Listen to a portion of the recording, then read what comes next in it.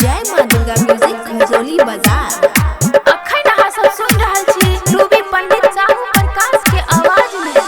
बहिनी दुलारी जिद नहीं करी है, बनिया जरा की तो पैसा नहीं मांगी है।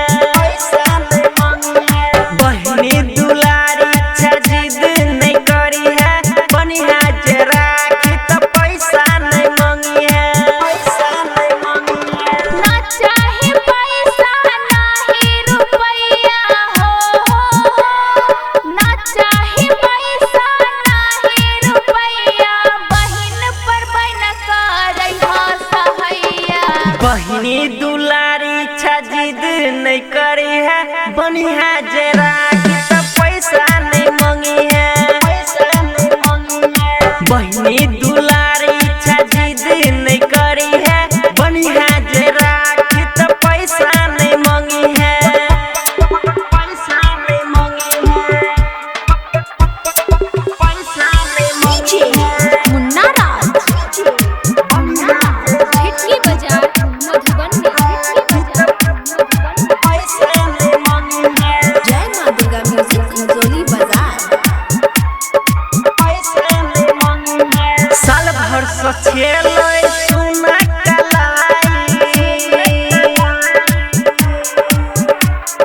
साल भर से खेलै सुना कलाई, अपन बहिनी होय छै पराई। अपन बहिन से सोना हो भैया हो, अपन बहिन से सोना हो भैया, कहियो तू अपन मुँह नहीं मोरिहा। बहिनी दुलारी जिद नहीं करी है, बनिया जरा की तो पैसा नहीं मांगी है।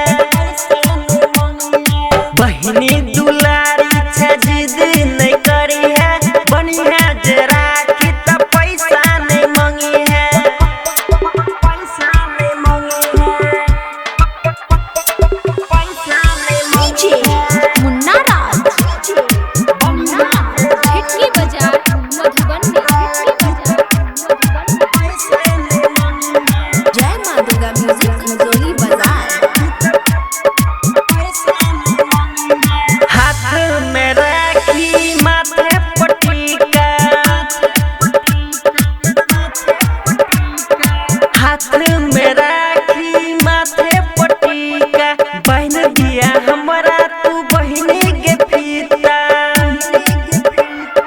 विनोद बेदर्दी सोना हो भैया हो, साहू प्रकाश तू सोना हो भैया, रूबी के अपना भूली न जइहा।